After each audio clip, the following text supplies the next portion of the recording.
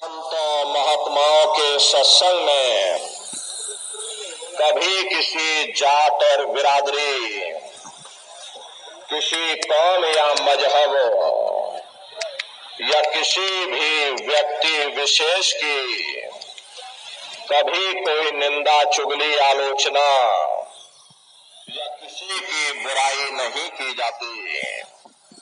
अरे नर नारियों, जब हम लोग इस संसार में पैदा हुए तो न कोई जात और बिरादरी लेकर के आया, न कोई कौम या मजहब लेकर के आया, न कोई अपना नाम लेकर के आया। सिर्फ नंगे रोते हुए हम लोग इस संसार में पैदा हो गए। बाद में जो औजार उस परम पिता परमात्मा ने बख्शे, मन, बुद्धि और चित्त, उससे जब हमारे अंदर चेतना आ गई, तब हमारा नाम पड़ गया। कर्म के अनुसार हमारी जाति बन गई। धीरे धीरे हमारा फैलाव दुनिया में होता चला गया। हमने बाल बच्चे बना लिए, हमने रिश्ते नातेदार बना लिए, हमने कुटुंब परिवार वाले बना लिए, हमने ये जमीन और जायदाद हासिल कर ली और इसको अपना समझ करके हम आप यहीं पर बैठ गए। फिर जब जाने का वक्त आया तो फिर आपको यहाँ से खाली हाथ भेज दिया गया। न आपके साथ आपका नाम गया, न आपके साथ जात और बिरादरी गई, न आपके साथ जमीन और जायदाद गई।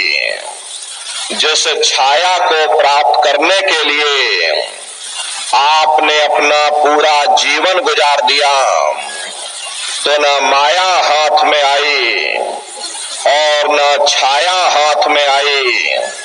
खाली हाथ आए थे और खाली ही हाथ आपको यहाँ से वापस भेज दिया गया।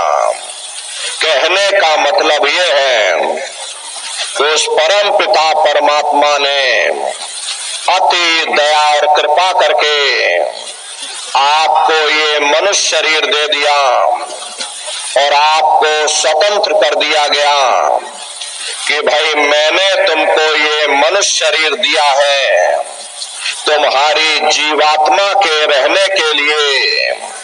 मैं तुम्हारी जीवात्मा को इस मनुष्य शरीर में बंद करता हूँ।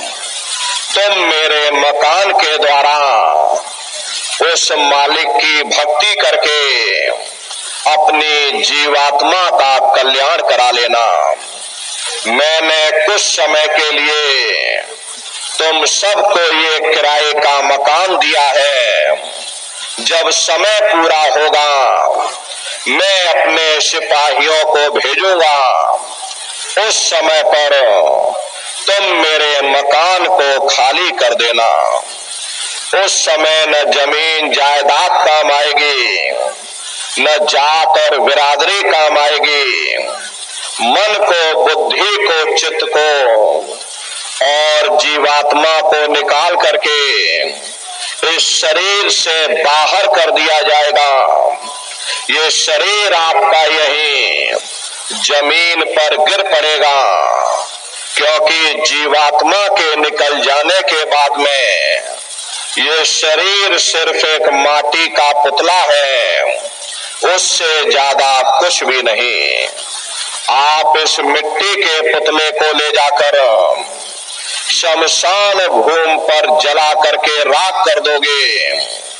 अरे आपकी कौम, आपका मजहब, आपकी जात और बिरादरी, आपका ये नाम उसी शमशान भूमि पर जल करके राख हो जाएगा।